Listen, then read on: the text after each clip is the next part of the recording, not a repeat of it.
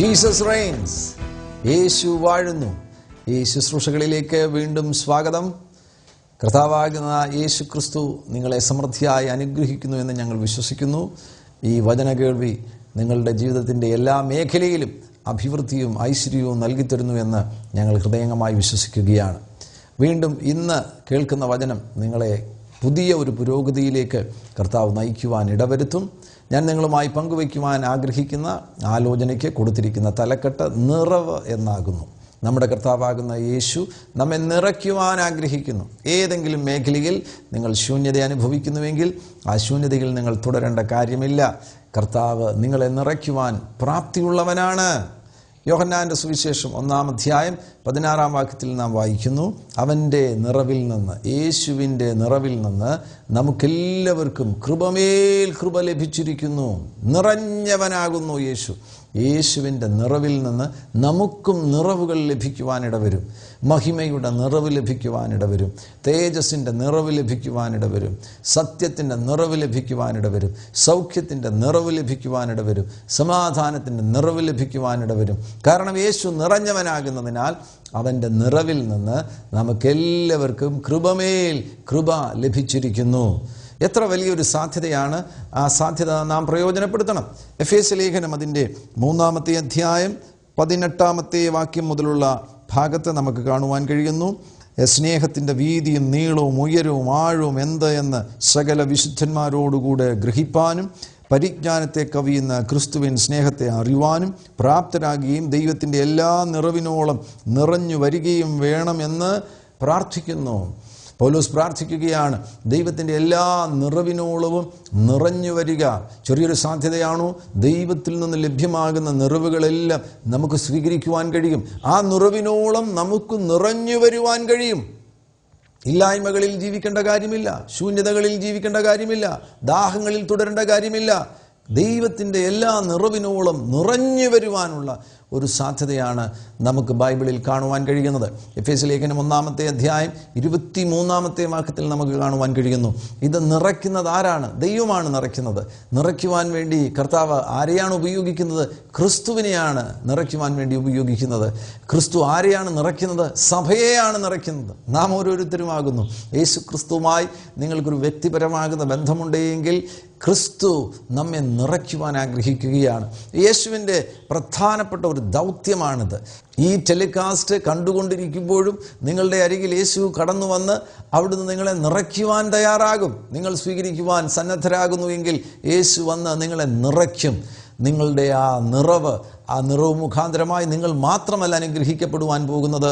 നിങ്ങൾ നിറഞ്ഞാൽ, നിറഞ്ഞുകൊണ്ടേയിരുന്നാൽ, നിറഞ്ഞ് കവിഞ്ഞ് ഒഴുകുന്ന ഒരനുഗ്രഹം നിങ്ങളിൽ നിന്ന് പുറത്തോട്ട് പുറപ്പെടുവാനിടവരും. യേശു നിറയ്ക്കുന്നവനാകുന്നതിനാൽ നിങ്ങൾക്ക് മറ്റുള്ളവരെ അനുഗ്രഹിക്കുവാൻ കഴിയും. മറ്റുള്ളവരെയും നിറയ്ക്കുന്ന ഒരു വ്യക്തിയായി നിങ്ങളും തീരുവാനിടവരും.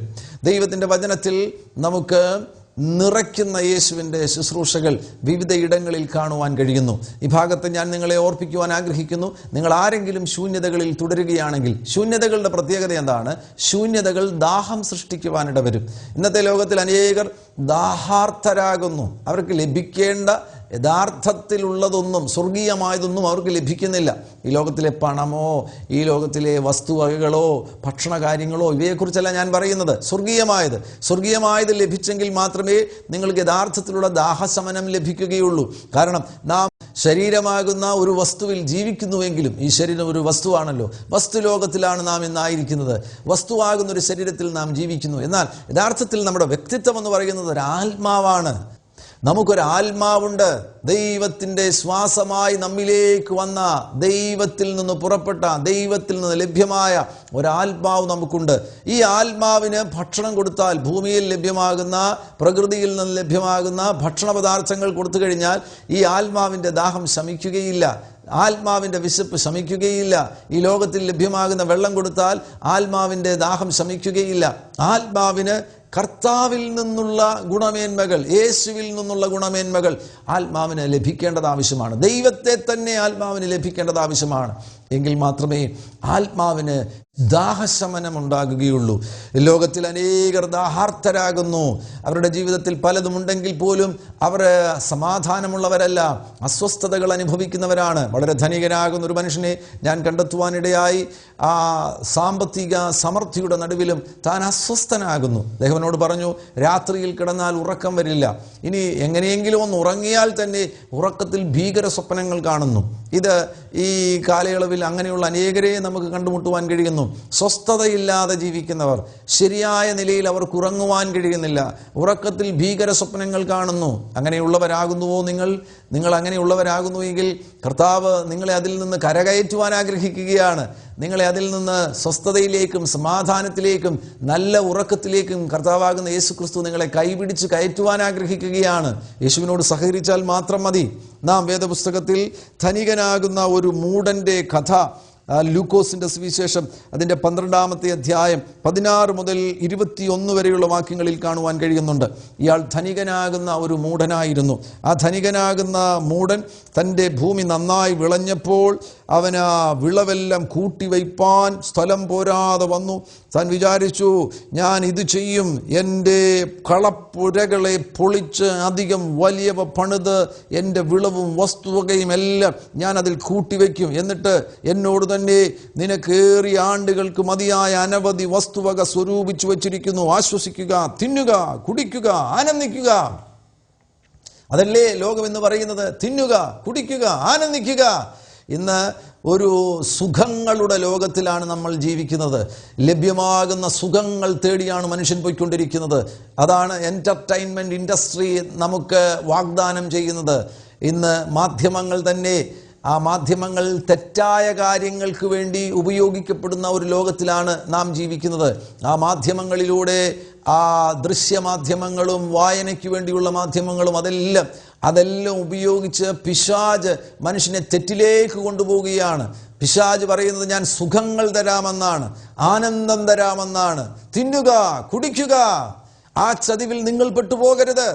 അവൻ നൽകുന്ന ആ വാഗ്ദാനത്തിൻ്റെ അവസാനം എന്ന് പറയുന്നത് മരണമാണ്, രോഗമാണ്, കഷ്ടമാണ്, ദണ്ഡനമാണ്, ആരോഗ്യക്ഷയമാണ്, ജീവിതത്തിൽ തകർച്ചയാണ്, സാമ്പത്തിക ബുദ്ധിമുട്ടാണ്.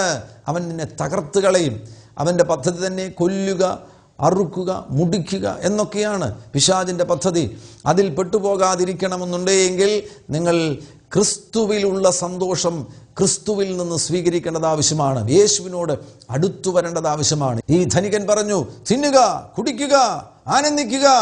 എന്നാൽ അന്ന് രാത്രിയിൽ ദൈവം അവനെ നോക്കിയിട്ട് ദൈവം അവനോട്, മൂഢാ, ഈ രാത്രിയിൽ നിന്റെ പ്രാണനെ നിന്നോട് ചോദിക്കും, പിന്നെ നീ ഒരുക്കി വെച്ചത് ആർക്കാകുമെന്ന് പറഞ്ഞു.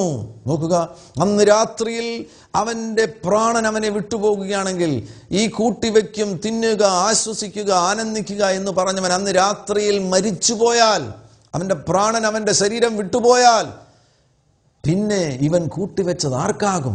ഇവൻ്റെ പ്രാണൻ ശരീരം വിട്ടുപോകുകയാണെങ്കിൽ കേവലം അത് ജഡമായി തീർന്നു. 24 മണിക്കൂറിനുള്ളിൽ അത് ചീഞ്ഞ് അളിഞ്ഞ് നാറുവാനിട വരും. മനുഷ്യൻ അത്ര മാത്രമേ ഉള്ളൂ. ഒരു ശ്വാസത്തിൻ്റെ വില മാത്രമേ മനുഷ്യനുള്ളൂ. ഇന്ന് കാണുന്ന മനുഷ്യരെ നമുക്ക് നാളെ കാണുവാൻ കഴിയുമെന്ന് ഉറപ്പ് പറയുവാൻ കഴിയില്ല. ആ സാഹചര്യത്തിൽ യഥാർത്ഥ സന്തോഷമെന്ന് പറയുന്നത്, യഥാർത്ഥ സുഖമെന്ന് പറയുന്നത്, യഥാർത്ഥ ആശ്വാസം എന്ന് പറയുന്നത് വസ്തുവകകളിൽ നിന്നോ ഈ ലോകത്തിൽ നിന്നോ അല്ല നമുക്ക് ലഭിക്കുന്നത്, യേശു ക്രിസ്തുവിൽ നിന്നാണ്. യേശു ക്രിസ്തുവിലേക്ക് വന്നെങ്കിൽ മാത്രമേ നമ്മുടെ ജീവിതത്തിൻ്റെ എല്ലാ മേഖലയും സുരക്ഷിതമാകുകയുള്ളൂ. നമ്മുടെ ആരോഗ്യം, നമ്മുടെ സ്വസ്ഥത, നമ്മുടെ സമാധാനം, നമ്മുടെ സാമ്പത്തിക നന്മകൾ എല്ലാറ്റിൻ്റെ മേലും സുരക്ഷിതത്വം ലഭിക്കുവാനിട വരും. അഥവാ യഥാർത്ഥ നിറവുള്ളവരായി നാം തീരും. ഈ ലോകത്തിലെ ഒന്നുമല്ല നമ്മെ നിറയ്ക്കുന്നത്, ദൈവത്തിന് മാത്രമേ നമ്മെ നിറയ്ക്കുവാൻ കഴിയുകയുള്ളൂ. ആ യഥാർത്ഥ നിറവിലേക്കാണ് കർത്താവ് നിങ്ങളെ സ്വാഗതം ചെയ്യുന്നത്. വേദപുസ്തകത്തിലെ 1-2 ഭാഗങ്ങൾ ഞാൻ നിങ്ങളുടെ ശ്രദ്ധയിൽ കൊണ്ടുവരുവാൻ ആഗ്രഹിക്കുകയാണ്. യോഹന്നാൻ്റെ സുവിശേഷത്തിൽ അതിൻ്റെ 2-ാമത്തെ അധ്യായത്തിൽ കാനാവിലെ കല്യാണ വീട്ടിൽ കടന്നു വന്ന് കർത്താവാകുന്ന യേശു ക്രിസ്തു പച്ചവെള്ളത്തെ വീഞ്ഞാക്കുന്ന സംഭവം നമുക്കിവിടെ വായിക്കുവാൻ കഴിയുന്നുണ്ട്. തഴയപ്പെട്ടവരാകുന്നു നിങ്ങളെങ്കിൽ, നിങ്ങൾ നിഗ്ലക്റ്റഡ് ബൈ അതേഴ്സ്, മറ്റുള്ളവരാൽ നിങ്ങൾ നിഗ്ലക്റ്റഡ് ആകുന്നു എങ്കിൽ, മറ്റുള്ളവരാൽ നിങ്ങൾ തഴയപ്പെട്ടവരാകുന്നു എങ്കിൽ, തഴയപ്പെട്ടവരെ നിറയ്ക്കുന്നവനാകുന്നു നമ്മുടെ കർത്താവാകുന്ന യേശു ക്രിസ്തു. ഈ 2-ാമത്തെ അധ്യായത്തിൽ യേശു ആ ഭവനത്തിലേക്ക് കടന്നു വരുവാനിടയായി. ആ ഭവനത്തിൽ അപ്പോൾ അവർ ഒരു ശൂന്യതയെ നേരിടുകയാണ്. എന്താണ് അവർ നേരിടുന്ന ശൂന്യത? അവർ നേരിടുന്ന ശൂന്യത 3-ാം പന്തിക്കാർക്ക് അവർക്ക് കുടിക്കുവാൻ വീഞ്ഞില്ല. അന്ന് വിവാഹവുമായുള്ള ബന്ധത്തിൽ വീഞ്ഞ് ഒരു പ്രധാനപ്പെട്ട വിഭവമായിരുന്നു. 1-ാം പന്തിക്കാർ, ഞാൻ അതിനെ ഇങ്ങനെ തന്നെ കാണുകയാണ്, 1-ാം പന്തിക്കാർ അവർ ഭക്ഷണം കഴിച്ചു സന്തോഷിച്ചു, 2-ാം പന്തിക്കാർ ഭക്ഷണം കഴിച്ചു സന്തോഷിച്ചു. എന്നാൽ 3-ാം പന്തിക്കാർ ആരാണ്? 1-ാം പന്തിയിലോ 2-ാം പന്തിയിലോ ഇരിക്കുവാൻ കഴിയാതെ പോയ അത്ര പ്രമുഖരല്ലാത്ത സാധാരണ മനുഷ്യർ. അവരെ വേണമെങ്കിൽ നമുക്ക് തഴയപ്പെട്ടവരെന്ന് വിളിക്കുവാൻ കഴിയും. ആ തഴയപ്പെട്ടവരാണ് 3-ാം പന്തിയിലുള്ളത്. ആ 3-ാം പന്തിയിലുള്ള തഴയപ്പെട്ടവർ, അവർക്ക് പ്രധാനപ്പെട്ട ആഹാര പദാർത്ഥങ്ങളൊന്നുമില്ല, വിശേഷാൽ വീഞ്ഞില്ല, അവർക്ക് കൊടുക്കുവാൻ വീഞ്ഞില്ല. ആ നിലവാരത്തിൽ ആ കല്യാണ വീടായിരിക്കുകയാണ്. ഒരു ശൂന്യത ആ ഭവനം നേരിടുകയാണ്. പ്രിയമുള്ളവരെ, നിങ്ങളൊരു ശൂന്യത നേരിടുന്നു എങ്കിൽ ആ ശൂന്യതയെ പരിഹരിക്കുവാൻ വേണ്ടി ഏറ്റവും നല്ല ഉപാധി എന്താണ്? ഏറ്റവും നല്ല ഉപാധി എന്ന് പറയുന്നത് ദൈവത്തിൽ ആശ്രയം വയ്ക്കുക. ഇവിടെ ഈ വീട്ടിലെ ഈ ശൂന്യതയെ പരിഹരിക്കുവാൻ ആർക്കും കഴിയില്ല. വിരുന്നുവാഴിക്കോ മണവാളനോ ആ ഭവനത്തിൽ ആരോഗ്യമുള്ളവർക്കോ ഒന്നും ഈ ശൂന്യതയെ പരിഹരിക്കുവാൻ കഴിയില്ല. ഭാഗ്യവശാൽ അവർ കർത്താവാകുന്ന യേശുവിൽ ആശ്രയിക്കുവാനിടയായി. കർത്താവിടെ ഉണ്ടായിരുന്നതിനാൽ കർത്താവുള്ള ഇടത്ത് ശൂന്യത തുടരുകയില്ല. നിങ്ങളുടെ ഭവനത്തിൽ യേശു വരികയാണെങ്കിൽ ആ ഭവനത്തിൽ ശൂന്യത തുടരുകയില്ല. ആ ഭവനം വിട്ട് ശൂന്യത പുറത്തു പോകുവാനിടവരും. യേശു അവിടെ ഉണ്ടായിരുന്നതിനാൽ യേശു ആ ശൂന്യതയെ നികത്തുവാൻ തീരുമാനമെടുക്കുന്നു. നോക്കുക, ആ പ്രവൃത്തി, ആ അത്ഭുതം കർത്താവ് ചെയ്യുവാൻ തുടങ്ങുന്ന സന്ദർഭത്തിലും അവിടെയുള്ള ദാസന്മാരോട് യേശു ആവശ്യപ്പെടുകയാണ്, വെള്ളം കോരി കൽപാത്രങ്ങളിൽ ഒഴിക്കുക. ഇവിടെ കൽപാത്രങ്ങളും ഒരർത്ഥത്തിൽ തഴയപ്പെട്ടതാകുന്നു. ഈ കൽപാത്രങ്ങൾ അന്ന് ഉപയോഗിച്ചിരുന്നത് മനുഷ്യൻ കാൽ കഴുകുവാനും ശുദ്ധി വരുത്തുവാൻ വേണ്ടി, മുഖം കഴുകുവാനും വേണ്ടിയാണ്. മനുഷ്യന്റെ ശരീരശുദ്ധിക്ക് വേണ്ടിയാണ് ഈ കൽപാത്രങ്ങളെ അന്ന് ഉപയോഗിച്ചിരുന്നത്. ഈ കൽപാത്രങ്ങൾ വീടിന് പുറത്ത് കിടന്നവയാകുന്നു. ആരും അത്രയധികം ശ്രദ്ധിക്കാത്ത കൽപാത്രങ്ങളാണ്. എന്നാൽ കർത്താവ് വെള്ളം നിറയ്ക്കുവാൻ പറഞ്ഞപ്പോൾ ഈ കൽപാത്രങ്ങളുടെ അവസ്ഥയ്ക്ക് വരെ മാറ്റം വരികയാണ്. ആ കൽപാത്രങ്ങളിലാണ് കർത്താവ് വെള്ളം നിറയ്ക്കുന്നത്.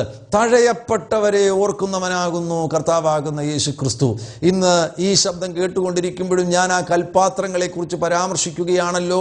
യേശുവിനെ പ്രസംഗിക്കുന്ന എല്ലാ ഇടങ്ങളിലും ആ കൽപാത്രങ്ങളെ കുറിച്ചും പരാമർശിക്കുകയാണ്. ആ കൽപാത്രങ്ങളിലാണ്, തഴയപ്പെട്ട കൽപാത്രങ്ങളിലാണ് യേശു വെള്ളം നിറയ്ക്കുവാൻ ആവശ്യപ്പെട്ടത്. നിങ്ങൾ തഴയപ്പെട്ടവരാകുന്നുവോ? പഴയ നിയമത്തിൽ തഴയപ്പെട്ട ഒരു വ്യക്തിയെ നമുക്ക് കാണുവാൻ കഴിയുന്നുണ്ട്, ദാവീദ്. അവൻ വീട്ടിൽ തഴയപ്പെട്ടവനായിരുന്നു. ആ വീട്ടിൽ 8 പുത്രന്മാരുണ്ടായിരുന്നു. ഷായിയുടെ ഭവനത്തിൽ 8 പുത്രന്മാരുണ്ടായിരുന്നു. ആ വീട്ടിൽ തഴയപ്പെട്ടവനായിരുന്നു ദാവീദ്. ഒരിക്കൽ ശൗൽ തിരസ്കരിക്കപ്പെട്ടതിന് ശേഷം ദൈവം ശൗലിനെ തിരസ്കരിക്കുവാനിടയായി. ശൗലിനെ തിരസ്കരിച്ചതിന് ശേഷമായിട്ട് ദാവീദിനെ അഭിഷേകം ചെയ്യുവാൻ വേണ്ടി ശമൂവേലിനോട് കർത്താവ് ആവശ്യപ്പെടുകയാണ്. കർത്താവ് ശമൂവേലിനോട് പറഞ്ഞു, നീ ബെത്ലഹേമിലേക്ക് പോകുക. ബെത്ലഹേമിൽ ഇശായിയുടെ ഭവനത്തിൽ ഞാൻ ഒരുവനെ കണ്ടിരിക്കുകയാണ്, അവനെ നീ അഭിഷേകം ചെയ്യുക. മനുഷ്യർ കാണുന്നത് പോലെ അല്ല ഞാൻ വ്യക്തികളെ കാണുന്നത്. മനുഷ്യർ ശരീരഘടനയാണ് നോക്കുന്നത്, പൊക്കവും ശരീരാകൃതിയും ഒക്കെയാണ് മനുഷ്യൻ നോക്കുന്നത്. എന്നാൽ ഞാൻ നോക്കുന്നത് ഹൃദയങ്ങളെയാണ്. കർത്താവ് പറയുകയാണ്, ഞാൻ നോക്കുന്നത് ഹൃദയങ്ങളെയാണ്. ഹൃദയങ്ങളുടെ അവസ്ഥ ഞാൻ നോക്കിയതിന് ശേഷം അതനുസരിച്ചാണ് ഞാൻ മനുഷ്യരെ തിരഞ്ഞെടുക്കുന്നത്. ശമൂവേൽ ഇശായിയുടെ ഭവനത്തിൽ ബേത്ലഹേമിൽ വരുവാനിടയായി. ബേത്ലഹേമിൽ വന്ന സന്ദർഭത്തിൽ ഇശായിയുടെ മക്കളിൽ മിടുക്കന്മാരായിട്ടുള്ളവർ, ആരോഗ്യമുള്ളവർ, കഴിവുള്ളവർ, നീളമുള്ളവർ, ശാരീരിക ആകൃതിയിൽ നല്ല പുഷ്ടിയുള്ളവർ, അവരെല്ലാം ശമൂവേലിന്റെ അരികിൽ വരികയാണ്. എന്നാൽ അവിടെ എന്താണ് സംഭവിക്കുന്നത്? ശമൂവേൽ അഭിഷേകം ചെയ്യുവാൻ വേണ്ടി തയ്യാറെടുക്കുമ്പോൾ ദൈവം ഓരോരുത്തരെയും നോക്കിയിട്ട് പറഞ്ഞു, ഇവനെ ഞാൻ തള്ളിയിരിക്കുന്നു, ഇവനെ ഞാൻ തള്ളിയിരിക്കുന്നു, ഇവനെ ഞാൻ തള്ളിയിരിക്കുന്നു, ഇവനെ ഞാൻ തള്ളിയിരിക്കുന്നു. മക്കളെല്ലാം തീർന്നു. ഇശായിക്ക് ഉണ്ടായിരുന്ന മക്കളെല്ലാം ശമൂവേലിന്റെ മുൻപിൽ വന്നു. ആരെയും കർത്താവ് തിരഞ്ഞെടുത്തില്ല. ആകെ ഒരു പരിഭ്രാന്തി. ഇനി പ്രവാചകനാകുന്ന ശമൂവേലിന് തെറ്റുപറ്റിയതാണോ? ഉടൻ ശമൂവേൽ ഇശായിയോട് ചോദിക്കുകയാണ്, നിനക്കിനി മക്കൾ ആരെങ്കിലും ഉണ്ടോ? ഇശായിയും ഈ ഇളയ മകനെ മറന്നുപോയി കാണും. ഇശായിയും ചിലപ്പോൾ ചിന്തിച്ചിട്ടായിരിക്കും പറഞ്ഞത്, എനിക്കിനി മക്കൾ വല്ലതും ഉണ്ടോ? ഓ, ഒരാളുണ്ട്. അവൻ ഇവരെ പോലെയല്ല, അവൻ അത്ര ഗുണമേന്മയുള്ളവനൊന്നുമല്ല. അവനിപ്പോൾ കാട്ടിൽ ആടുകളെ മേയ്ക്കുകയാണ്. ശമൂവേലിന്റെ മറുപടി എന്തായിരുന്നു? ശമൂവേൽ പറഞ്ഞു, അവൻ വന്നിട്ടല്ലാതെ നാം പന്തിക്കിരിക്കുകയില്ല. നോക്കുക, ചില നിമിഷങ്ങൾക്കുള്ളിൽ തഴയപ്പെട്ട ഒരു വ്യക്തി ആ സമൂഹത്തിലെ അംഗീകരിക്കപ്പെടുന്ന ഒരു വ്യക്തിയായി തീരുകയാണ്. തഴയപ്പെട്ട വ്യക്തി, മനുഷ്യർ തഴഞ്ഞ വ്യക്തിയാണ്, മനുഷ്യർക്ക് വേണ്ടാത്ത വ്യക്തിയാണ്, വീട്ടുകാർ തഴഞ്ഞ വ്യക്തിയാണ്, വീട്ടുകാർക്ക് വേണ്ടാത്ത വ്യക്തിയാണ്. എന്നാൽ അവനെ തന്നെ കർത്താവ് തൻ്റെ അഭിഷക്ത ശുശ്രൂഷയ്ക്ക് വേണ്ടി തിരഞ്ഞെടുക്കുവാനിടയായി. നിങ്ങൾ തടയപ്പെട്ട വ്യക്തിയാണോ? ഒരുപക്ഷെ നിങ്ങൾ ഈ ശബ്ദം കേട്ടുകൊണ്ടിരിക്കുമ്പോൾ നിങ്ങൾ വ്യക്തിപരമായി നിങ്ങളുടെ അനുഭവങ്ങൾ ചിന്തിക്കുകയായിരിക്കാം. നിങ്ങൾ ഭവനത്തിൽ തടയപ്പെട്ട വ്യക്തിയായിരിക്കാം. മാതാപിതാക്കൾക്ക് നിങ്ങളെ വേണ്ട, ബന്ധുക്കൾക്ക് നിങ്ങളെ വേണ്ട, സമൂഹത്തിൽ നിങ്ങൾക്ക് അംഗീകാരമില്ല. നിങ്ങൾ തഴയപ്പെട്ട വ്യക്തിയാണോ? തഴയപ്പെട്ടവർ യേശുവിൻ്റെ അരികിൽ വരിക. തഴയപ്പെട്ടവരെയാണ് യേശുവിന് ആവശ്യമായിട്ടുള്ളത്. അവരെ അംഗീകരിച്ചുയർത്തുവാൻ പ്രാപ്തിയുള്ളവനാണ് യേശു. യേശു നിങ്ങളെ ഒരിക്കലും തഴയുകയില്ല. കർത്താവിൻ്റെ നാമം നിങ്ങൾ വിളിച്ചപേക്ഷിക്കുകയാണെങ്കിൽ, യേശുവേ എന്ന് ഹൃദയപൂർവ്വം നിങ്ങൾ വിളിച്ചപേക്ഷിക്കുകയാണെങ്കിൽ അവിടുന്ന് നിങ്ങളെ ഒരിക്കലും തഴയുകയില്ല. അവിടുന്ന് നിങ്ങളെ ഒരിക്കലും നെഗ്ലക്റ്റ് ചെയ്യുകയില്ല, റിജക്റ്റ് ചെയ്യുകയില്ല. മറിച്ച് അവിടുന്ന് എന്ത് ചെയ്യുവാനിടവരും? അവിടുന്ന് ഓടി വന്ന് നിങ്ങളെ അംഗീകരിക്കുവാനിടവരും. നിങ്ങളുടെ നിലവിലുള്ള സ്ഥാനത്തിന് മാറ്റം വരുവാനിടവരും. നിങ്ങളിപ്പോൾ കാട്ടിലാകുന്നുവെങ്കിൽ ആ കാട്ടിൽ നിങ്ങളെ പുറത്തു കൊണ്ടുവരുവാനിടവരും. നിങ്ങളെ പട്ടണത്തിൽ, സമൂഹത്തിന്റെ നടുവിൽ, ബന്ധുക്കളുടെ നടുവിൽ, കൂട്ടുകാരുടെ നടുവിൽ നിങ്ങളെ ഉയർത്തുവാനിടവരും. ഞാൻ പറയട്ടെ, നിങ്ങൾ തഴയപ്പെട്ട് ഒറ്റപ്പെട്ട് ഏകാന്തതയിൽ പോകുകയാണ് എങ്കിൽ അതിൻ്റെ നടുവിൽ നിങ്ങൾ ദൈവത്തോട് ചേർന്ന് നടക്കുവാൻ തീരുമാനിച്ചാൽ, യേശുവിനോട് ചേർന്ന് നടക്കുവാൻ നിങ്ങൾ തീരുമാനിച്ചു കഴിഞ്ഞാൽ മറ്റാർക്കും ലഭ്യമാകാത്ത പരിശീലനങ്ങൾ നിങ്ങൾക്ക് ലഭിക്കുവാനിടവരും. നിങ്ങൾ അവിടെ നിന്ന് പുറത്തു വരുമ്പോൾ നിങ്ങളുടെ ദുഃഖത്തിൽ നിന്ന്, നിങ്ങളുടെ കഷ്ടതയിൽ നിന്ന്, നിങ്ങൾ നേരിടുന്ന സംഘർഷത്തിൽ നിന്ന് നിങ്ങൾ പുറത്തു വരുമ്പോൾ പഴയ ആളല്ല, സിംഹത്തെയും കരടിയെയും തകർക്കുവാൻ പ്രാപ്തിയുള്ള ഒരു വ്യക്തിയായി നിങ്ങൾ പുറത്തു വരുവാനിടവരും. നിങ്ങൾ തഴയപ്പെട്ട വ്യക്തിയാണെങ്കിൽ നിങ്ങളെ കർത്താവ് നിറയ്ക്കുവാൻ പോകുന്നു. കൽപാത്രങ്ങളെ നിറയ്ക്കുന്ന കർത്താവ് ആ കൽപാത്രങ്ങളിൽ വെള്ളം കോരിയൊഴിച്ചു. അത് അവിടെ നിന്ന് വിരുന്നുവാഴിയുടെ അരികിലേക്ക് കോരിക്കൊണ്ടുപോകുകയാണ്. വിരുന്നുവാഴി അത് രുചിച്ചു നോക്കിയാറെ. വിരുന്നുവാഴി മണവാളനെ വിളിച്ച്, ചുമതലക്കാരെ വിളിച്ച് ചോദിക്കുകയാണ്, ഇത്ര രുചിയേറിയ വീര്യമേറിയ വീഞ്ഞ് നിങ്ങൾ ഇതുവരെ എവിടെ സൂക്ഷിച്ചു വച്ചു? സാധാരണഗതിയിൽ ഇത്ര രുചിയേറിയ വീര്യമേറിയ വീഞ്ഞ് ഒന്നാം പന്തിക്കാർക്കാണ് കൊടുക്കുന്നത്. എന്നാൽ ഇത് ഇതുവരെ എവിടെ സൂക്ഷിച്ചു വെച്ചു? ഇത് സൂക്ഷിച്ചു വെച്ചതല്ല, കർത്താവ് ഒരു നിമിഷം കൊണ്ട് സൃഷ്ടിച്ചതാണ്. ഇല്ലാതിരുന്നതിനെ കർത്താവ് ഉണ്ടാക്കിയതാണ്. അതാണ് കർത്താവിൻ്റെ അത്ഭുതം എന്ന് പറയുന്നത്. നിങ്ങൾ ഗുണമേന്മയില്ലാതെ, നിറമില്ലാതെ, രുചിയില്ലാതെ, ആരാലും അംഗീകരിക്കപ്പെടാതെ, തഴയപ്പെട്ട്, ഒതുക്കപ്പെട്ട് നിങ്ങളുടെ ജീവിതം ആ നിലവാരത്തിലാകുന്നുവെങ്കിൽ കർത്താവാകുന്ന യേശു ഒരു നിമിഷം കൊണ്ട് നിങ്ങൾ നിറമുള്ളവരായി, രുചിയുള്ളവരായി, അംഗീകാരമുള്ളവരായി, നിങ്ങൾ ഉയർച്ച പ്രാപിക്കുന്നവരായി നിങ്ങളെ മാറ്റുവാനിടവരും. അതൊരത്ഭുതമാണ്. അത് ചില വർഷങ്ങൾ കൊണ്ട് നടക്കുന്ന കാര്യമല്ല, ഒരു നിമിഷം കൊണ്ട് അങ്ങനെ സംഭവിക്കുവാനിടവരും. അങ്ങനെയുള്ള സന്ദർഭങ്ങളിലാണ് മറ്റുള്ളവർ ചോദിക്കുന്നത്, ഇവൻ എവിടെയായിരുന്നു ഇതുവരെ? ഇത്ര ഗുണമേന്മയേറിയത് ഇവനിൽ നിന്ന് എങ്ങനെയാണ് പുറപ്പെടുന്നത്? ഇവൻ ഇത് എവിടെ ഇത് ഒതുക്കി വെച്ചിരുന്നു, മറച്ചു വെച്ചിരുന്നു? നിങ്ങൾക്കറിയാം ആ അത്ഭുതം. ഇത് മുൻപുണ്ടായിരുന്നതല്ല. കർത്താവ് ഒരു നിമിഷം കൊണ്ട് അത്ഭുതകരമായി എൻ്റെ രുചിയെ വർദ്ധിപ്പിച്ചതാണ്. വെള്ളത്തിൻ്റെ രുചി വർദ്ധിച്ചതുപോലെ, വെള്ളം രുചിയേറിയ വീഞ്ഞായി തീർന്നതുപോലെ നിങ്ങൾ രുചിയേറിയൊരു വ്യക്തിയാക്കി, മധുരമേറിയൊരു വ്യക്തിയാക്കി നിങ്ങളുടെ ജീവിതത്തെ തീർക്കുവാൻ പ്രാപ്തിയുള്ളവനാണ് യേശു ക്രിസ്തു. ആ ഖാനാവിലെ അത്ഭുതം നമുക്ക് നൽകുന്ന പ്രധാനപ്പെട്ട സന്ദേശമാണ്. തഴയപ്പെട്ടവരാകുന്നുവോ നിങ്ങൾ? തഴയപ്പെട്ടവരെ കർത്താവ് നിറയ്ക്കുവാൻ ആഗ്രഹിക്കുന്നു. തഴയപ്പെട്ടവരെ കർത്താവ് അംഗീകരിച്ച് ഉയർത്തുവാൻ ആഗ്രഹിക്കുന്നു. അവരുടെ ജീവിതത്തിൽ ഗുണമേന്മയെ വർദ്ധിപ്പിക്കുവാൻ കർത്താവ് ആഗ്രഹിക്കുകയാണ്. കർത്താവാകുന്ന യേശുവിൻ്റെ നാമം നിങ്ങൾ വിളിക്കുക. യേശുവേ, എന്നെ നിറയ്ക്കണമേ. നിന്റെ നിറവിൽ നിന്ന് ഞാൻ നിറവ് പ്രാപിക്കുവാൻ, കൃപമേൽ കൃപ പ്രാപിക്കുവാൻ എന്നെ സഹായിക്കണമേ എന്ന് യേശുവിനോട് നിങ്ങൾ ആവശ്യപ്പെടുകയാണെങ്കിൽ അങ്ങനെ തന്നെ സംഭവിക്കുവാനിടവരും. നിങ്ങളും നിറയുവാനിടവരും. മറ്റൊരു സംഭവം ഞാൻ നിങ്ങളുടെ ദൃഷ്ടിയിൽ കൊണ്ടുവരുന്നു. ലൂക്കോസിന്റെ സുവിശേഷം 5-ാമത്തെ അധ്യായത്തിൽ 6-7 വാക്യങ്ങളിൽ നമുക്ക് പത്രോസിനെ കാണുവാൻ കഴിയുന്നുണ്ട്. ഗലീല കടലിനരികിൽ പത്രോസ് തലേ രാത്രിയിൽ താൻ കടലിൽ മീൻപിടുത്തത്തിന് വേണ്ടി കടന്നുപോയി. താൻ വളരെ അധ്വാനിച്ചു, വല വീശി. എന്നാൽ രാത്രി മുഴുവൻ അധ്വാനിച്ചിട്ടും തനിക്ക് ഒന്നും ലഭിച്ചില്ല. ഒരു വലിയ ശൂന്യത താൻ നേരിടുകയാണ്. തൻ്റെ വല ശൂന്യമാണ്, തൻ്റെ പടക് ശൂന്യമാണ്, തൻ്റെ മനസ്സ് ശൂന്യമാണ്. ഇപ്പോൾ തൻ്റെ വേവലാതി എന്ന് പറയുന്നത് വീട്ടിലോട്ട് മടങ്ങി ചെല്ലുകയാണെങ്കിൽ വീടും ശൂന്യമായി തുടരുവാൻ പോകുകയാണ്. അത്തരത്തിൽ ശൂന്യത നേരിടുന്ന മനുഷ്യൻ, അദ്ദേഹത്തിന് എന്തെങ്കിലും ഒരു നിറവിന് ഉള്ള സാധ്യതയുണ്ടോ, നിറയുവാൻ സാധ്യതയുണ്ടോ? എല്ലാം കഴിഞ്ഞു എന്നല്ലേ നമുക്ക് ആ സാഹചര്യത്തിൽ നിന്ന്, ആ സംഭവത്തിൽ നിന്ന് നമുക്ക് മനസ്സിലാക്കുവാൻ കഴിയുന്നത്. എല്ലാം കഴിഞ്ഞു എന്ന് പറയുന്നവരോട് ദൈവത്തിൻ്റെ പരിശുദ്ധാത്മാവ് ഇപ്പോൾ പറയുകയാണ്, കഴിഞ്ഞിട്ടില്ല, ആരംഭിക്കുവാൻ പോകുന്നതേ ഉള്ളൂ. ഇനിയും വല്ലതും നടക്കുമോ എന്ന് ചോദിക്കുന്നവരോട് പരിശുദ്ധാത്മാവ് ഇപ്പോൾ പറയുന്നു, ഇനിയാണ് വല്ലതും നടക്കാൻ പോകുന്നത്. നിങ്ങൾ ഇതുവരെയും നിങ്ങളുടെ സ്വന്തം ശക്തി കൊണ്ടാണ് അധ്വാനിച്ചത്, സ്വന്തം ശക്തി കൊണ്ടാണ് ശ്രമിച്ചത്. എന്നാൽ നിങ്ങളുടെ പടകിലേക്ക് മറ്റൊരാൾ പ്രവേശിക്കുവാൻ പോകുന്നു. ആരാണ്? കർത്താവാകുന്ന യേശു ക്രിസ്തു. യേശു നിങ്ങളുടെ പടകിൽ പ്രവേശിക്കുകയാണെങ്കിൽ ഇനിയാണ് വല്ലതും സംഭവിക്കുവാൻ പോകുന്നത്. ഇനിയാണ് ഒരു വലിയ മാറ്റം സംഭവിക്കുവാൻ പോകുന്നത്. യേശു ഈ പടകിനരികിൽ വരുവാനിടയായി. ജനത്തെ ഉപദേശിക്കുവാൻ വേണ്ടി യേശു പത്രോസിനോട് ചോദിച്ചു, ഞാൻ നിന്റെ പടകിൽ പ്രവേശിച്ചു കൊള്ളട്ടെ?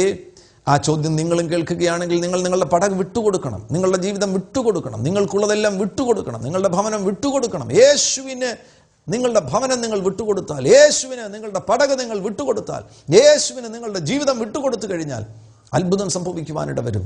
ആ ശൂന്യതകളുടെ അവസ്ഥകൾ മാറിപ്പോയി ഒരു വലിയ നിറവ് വെളിപ്പെടുവാനിട വരും. ആ തകർച്ചകൾ മാറിപ്പോയി ഒരു വലിയ ഉയർച്ച വെളിപ്പെടുവാനിട വരും. പത്രോസിന്റെ പടക് പത്രോസ് വിട്ടുകൊടുത്തു. പത്രോസിന്റെ പടകിലിരുന്ന് യേശു ജനത്തെ ഉപദേശിച്ചു. അതിനുശേഷമാണ് യേശു പത്രോസിനോട് പറയുന്നത്, ആഴത്തിലേക്ക് നോക്കി വലകളെ വീശുക. രാത്രി മുഴുവൻ അധ്വാനിച്ചവനാണ് പത്രോസ്. പത്രോസിനോടാണ് കർത്താവ് വീണ്ടും പറയുന്നത്, ആഴത്തിലേക്ക് നോക്കി വലകളെ വീശുക. ഒരല്പം ബുദ്ധിമുട്ടുള്ള കാര്യമാണ് ആ വചനം കേട്ട് കഴിഞ്ഞാൽ അനുസരിക്കുക എന്ന് പറയുന്നത്. കർത്താവ് പറയുമ്പോൾ ഒന്നും ചിന്തിക്കാതെ അനുസരിക്കുവാൻ തയ്യാറാകുന്നവരാണ് അത്ഭുതം കാണുവാൻ പോകുന്നത്. പത്രോസും ഒന്ന് സന്ദേഹിച്ചു, കർത്താവേ, രാത്രി മുഴുവൻ ഞാൻ അധ്വാനിച്ചതാണ്. അതാണ് പത്രോസ് പറയുന്നത്, രാത്രി മുഴുവൻ ഞാൻ അധ്വാനിച്ചതാണ്. എന്താണ് അതിൻ്റെ അർത്ഥമെന്ന് പറയുന്നത്? രാത്രി മുഴുവൻ ഞാൻ അധ്വാനിച്ചതാകുന്നതിനാൽ ഇനി വല്ലതും കിട്ടുവാൻ സാധ്യതയുണ്ടോ? എന്നാൽ നിന്റെ വാക്കിന്, പത്രോസ് അങ്ങനെ പറഞ്ഞു, ഒരു ചെറിയ സന്ദേഹത്തിൻ്റെ വാക്ക് പറഞ്ഞു എങ്കിൽ പോലും അത് അവിടെ കൊണ്ട് തീർന്നില്ല. അതിനുശേഷം വിശ്വാസത്തിൻ്റെ ഒരു പ്രഖ്യാപനം നടത്തി, എന്നാൽ നിന്റെ വാക്കിന് ഞാൻ വലയെ ഇറക്കാം. അങ്ങനെയാണ് താൻ വല വീശിയത്. ആ വല വീശിയപ്പോൾ ഒരു നിമിഷം കൊണ്ട് അത്ഭുതം സംഭവിച്ചത് നിങ്ങൾ ശ്രദ്ധിക്കുക. തൻ്റെ വല മുഴുവൻ നിറയുവാനിടയായി, തൻ്റെ പടക് മുഴുവൻ നിറയുവാനിടയായി. ആ ഭാഗം നിങ്ങൾ ശ്രദ്ധിച്ചു വായിക്കുകയാണെങ്കിൽ നിങ്ങൾക്ക് കാണുവാൻ കഴിയുന്നു, ഏകദേശം 3 പടകുകൾ നിറയുവാനിടയായി. ഒരു വാക്ക്, യേശുവിൻ്റെ അധരത്തിൽ നിന്ന് ഒരു വാക്ക് പുറപ്പെടുകയാണ് എങ്കിൽ നിറവ്, അവസാനമില്ലാത്ത നിറവ് നിങ്ങളുടെ ജീവിതത്തിൽ വെളിപ്പെടുവാൻ പോകുന്നു. നിങ്ങളിൽ ചിലർ കടഭാരത്തിലൂടെ കടന്നു പോകുകയല്ലേ? 15 ലക്ഷം രൂപ കടഭാരത്തെ ചൊല്ലിയല്ലേ നിങ്ങൾ വ്യാകുലപ്പെടുന്നത്? എന്നാൽ യേശുവിൻ്റെ ഒരു വാക്ക് മതി. നിങ്ങളിൽ സംഭവിക്കുവാൻ പോകുന്ന നിറവ്, അവസാനമില്ലാത്ത നിറവ് നിങ്ങളിൽ സംഭവിക്കുവാൻ പോകുന്നു. ജോണി എന്ന് പേരുള്ള ഒരു പേരൻ്റെ അധരത്തിൽ വരികയാണ്. ജോണി എന്ന് പേരുള്ള ഒരു വ്യക്തി, നിന്നോട് പരിശുദ്ധാത്മാവ് പറയുന്നു, നീ ഇപ്പോൾ നേരിടുന്ന ഈ പ്രതിസന്ധിയുടെ നടുവിൽ നിന്ന് കർത്താവിന് നിന്നെ പുറത്തു കൊണ്ടുവരുവാൻ കഴിയും. നിന്നിലൊരു നിറവ് ആരംഭിച്ചു കഴിഞ്ഞാൽ, കർത്താവിൻ്റെ വാക്കിന്, യേശുവിൻ്റെ വാക്കിന് ഒരു നിറവ് നിന്നിൽ ആരംഭിക്കുകയാണ് എങ്കിൽ അവസാനമില്ലാത്ത നിറവ് നിന്നിൽ വെളിപ്പെടുവാനിട വരും. നിന്റെ ഭവനം നിറയുവാനിട വരും, നിന്റെ തലമുറ നിറയുവാനിട വരും, നിന്റെ ഭൗതിക മേഖലകൾ നിറയുവാനിട വരും. ഇന്ന് ഇല്ലാത്ത വഴികൾ നിന്റെ മുൻപിൽ തുറക്കപ്പെടുവാനിട വരും. അത്ഭുതങ്ങളുടെ ഒരു പരമ്പര സംഭവിക്കുവാൻ പോകുകയാണ്. അതാണ് പത്രോസിൽ സംഭവിച്ചത്. തൻ്റെ വല നിറയുവാനിടയായി, തൻ്റെ പടക് നിറയുവാനിടയായി. ആശയറ്റവനാകുന്ന പത്രോസ്, ഹോപ്പ്ലെസ് ആയിരുന്ന പത്രോസ്, ആശയറ്റവനാകുന്ന പത്രോസിന് ഇനി ആശിക്കുവാൻ എന്തെങ്കിലും വഴിയുണ്ടോ? അബ്രഹാമിനും ഇത് തന്നെ തൻ്റെ ജീവിതത്തിൽ സംഭവിക്കുവാനിടയായി.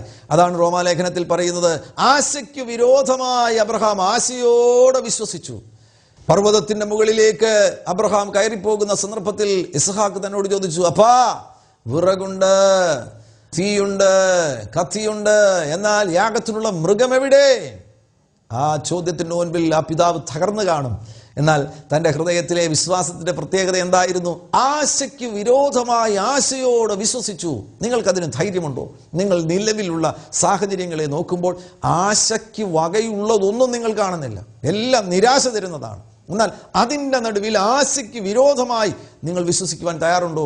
അങ്ങനെയെങ്കിൽ ആ യാഗപീഠത്തിൽ നിന്ന് ഇസ്ഹാക്കിനെ അബ്രഹാമിന് മടക്കി ലഭിച്ചതുപോലെ, ഗലീലാക്കടലിൽ പടക് നിറയെ മീൻ ലഭിച്ചതുപോലെ നിങ്ങളുടെ ജീവിതത്തിലും ഒരു അത്ഭുതം സംഭവിക്കുവാൻ പോകുകയാണ്. ആർക്കും അത് തടയുവാൻ കഴിയുകയില്ല. കാരണം യേശു നിറയ്ക്കുന്നവനാകുന്നു. തഴയപ്പെട്ടവരെ യേശു നിറയ്ക്കുവാൻ പോകുകയാണ്. ആശയറ്റവരെ യേശു നിറയ്ക്കുവാൻ പോകുകയാണ്. വിശ്വാസത്തോടുകൂടെ നിങ്ങൾ ആ നിറവ് സ്വീകരിക്കുവാൻ സന്നദ്ധമാകുന്നുവോ? ഞാൻ നിങ്ങൾക്ക് വേണ്ടി പ്രാർത്ഥിക്കുവാൻ പോകുന്നു. ഈ പ്രാർത്ഥിക്കുന്ന സന്ദർഭത്തിൽ തന്നെ നിങ്ങൾ സൗഖ്യമാകുവാൻ പോകുന്നു. എനിക്ക് ഹൃദയത്തിൽ ബോധ്യമുണ്ടാകുന്നു, ചിലർ ആശുപത്രികളിൽ നിങ്ങൾ കിടക്കയിൽ കിടന്നുകൊണ്ട് ഈ സന്ദേശം കേൾക്കുകയാണ്. നിങ്ങൾ ആ കിടക്കയിൽ ഇപ്പോൾ സൗഖ്യം പ്രാപിക്കുവാൻ പോകുന്നു. നിങ്ങളുടെ ശരീരത്തെ നോക്കിക്കഴിഞ്ഞാൽ ഡോക്ടേഴ്സ് പറഞ്ഞിരിക്കുന്നു ഇനി ആശയ്ക്ക് വകയില്ല എന്നാണ്. ഇത് മാറാത്ത രോഗമാണ് എന്ന് പറഞ്ഞ് നിങ്ങൾ ആശയറ്റ ഒരു അനുഭവത്തിലാകുന്നു. എന്നാൽ നിരാശപ്പെടേണ്ട. യേശു ഇന്നും ജീവിക്കുന്നു. യേശു ഇന്നും വാഴുന്നു. യേശു വാഴുന്നതിനാൽ ഈ ആശയറ്റ അനുഭവത്തിൽ നിങ്ങൾക്ക് അനുകൂലമായ ഒരു അത്ഭുതം സംഭവിക്കുവാൻ പോകുന്നു. നിങ്ങൾ ആ കിടക്കയിൽ നിന്ന് ആരോഗ്യത്തോടുകൂടെ പുറത്തു വരുവാൻ പോകുന്നു. എന്നോട് ചേർന്ന് പ്രാർത്ഥിക്കുക. പരിശുദ്ധ പിതാവേ, യേശുവിൻ നാമത്തിൽ ഈ പ്രിയപ്പെട്ടവർക്ക് വേണ്ടി പ്രാർത്ഥിക്കുന്നു. നിറയ്ക്കുന്നവനാകുന്നുവല്ലോ ഞങ്ങളുടെ കർത്താവ്. അങ്ങിൽ നിന്ന് പുറപ്പെടുന്ന ആ നിറവ് ഇപ്പോൾ ഇവർ സ്വീകരിക്കുവാൻ ഇടവരട്ടെ. ഇവരിൽ ചിലർ തഴയപ്പെട്ടവരാണ്. സമൂഹം അവരെ തഴഞ്ഞു കളഞ്ഞു, പ്രിയപ്പെട്ടവർ അവരെ തഴഞ്ഞു കളഞ്ഞു. എന്നാൽ ഈ പ്രാർത്ഥിക്കുന്ന ഈ നിമിഷത്തിൽ തന്നെ ആ തഴയപ്പെട്ടവരെ നിറയ്ക്കുന്ന ദൈവസ്നേഹം അവരിൽ വന്ന് നിറയട്ടെ, നിറയട്ടെ. കൽപാത്രങ്ങൾ നിറഞ്ഞതുപോലെ, വിരുന്നുശാല നിറഞ്ഞതുപോലെ ഇപ്പോൾ അവർ മഹിമ കൊണ്ട് നിറയട്ടെ, സമാധാനം കൊണ്ട് നിറയട്ടെ, സൗഖ്യം കൊണ്ട് നിറയട്ടെ. ആശയറ്റവരായിട്ട് ഈ ശബ്ദം കേൾക്കുന്നവർ കർത്താവേ, അവരുടെ പടകുകൾ നിറയുവാനിടവരണം, അവരുടെ വലകൾ നിറയുവാനിടവരണം. ആ കടബാധ്യതകളിൽ നിന്ന് അവർ പുറത്തു വരുവാനിടവരട്ടെ. അവരൊരു നിറവ് കർത്താവ് ആരംഭിക്കുകയാണെങ്കിൽ അവസാനമില്ലാത്തൊരു നിറവ് അവരിൽ തുടരുവാനിടവരുമല്ലോ. നിറഞ്ഞ് കവിഞ്ഞ് ഒഴുകുന്ന ഒരു അനുഗ്രഹം അവരിൽ നിന്ന് പുറപ്പെടുവാനിടവരുമല്ലോ. യേശുവിൻ നാമത്തിൽ അങ്ങനെ സംഭവിക്കട്ടെ. ഈ നിമിഷത്തിൽ തന്നെ രോഗികൾക്ക് വേണ്ടി പ്രാർത്ഥിക്കുന്നു. ചില രോഗികൾ, ഈ ശബ്ദം കേൾക്കുന്നവർ, അവർ ആശയറ്റവരാണ്. അവരോട് ലോകം പറഞ്ഞു, വൈദ്യശാസ്ത്രം പറഞ്ഞു ഇനി ആശയ്ക്ക് വകയില്ല. എന്നാൽ യേശുവിൻ നാമത്തിൽ ഞാൻ ആ രോഗശക്തികളോട് കൽപ്പന പുറപ്പെടുവിക്കുകയാണ്. ഇപ്പോൾ ആ ശരീരം വിട്ട് പുറത്തു പോകാം. ആ ക്യാൻസർ രോഗം ഇപ്പോൾ യേശുവിന്റെ നാമത്തിൽ പുറത്തു പോകട്ടെ. ഒരത്ഭുത സൗഖ്യം ഇപ്പോൾ അവരുടെ ശരീരത്തിൽ സംഭവിക്കുവാനിടവരട്ടെ. ആശുപത്രിയിൽ കിടക്കയിൽ കിടക്കുന്നവർ ഇപ്പോൾ യേശുവിന്റെ നാമത്തിൽ സൗഖ്യത്തോടുകൂടെ എഴുന്നേറ്റിരുന്ന് ഈ വചനം കേൾക്കുവാനിടവരട്ടെ. അവരുടെ മേൽ പരിശുദ്ധാത്മാവിന്റെ ശക്തി വ്യാപരിക്കുവാനിടവരട്ടെ. കർത്താവാകുന്ന യേശു അത് ചെയ്യുന്ന സ്നേഹത്തിനായി സ്തോത്രം ചെയ്യുന്നു.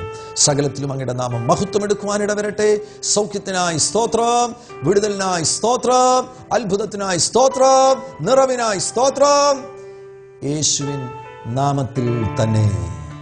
ആമേൻ. ഈ വചന കേൾവി നിങ്ങൾക്ക് അനുഗ്രഹമായി തീർന്നു എന്ന് വിശ്വസിക്കുന്നു. നിങ്ങളുടെ അനുഭവങ്ങൾ ഞങ്ങളുമായി പങ്കുവയ്ക്കുവാൻ തയ്യാറാകണം. കർത്താവാകുന്ന യേശു ക്രിസ്തു നിങ്ങളെ സമൃദ്ധിയായി അനുഗ്രഹിക്കട്ടെ. ആമേൻ.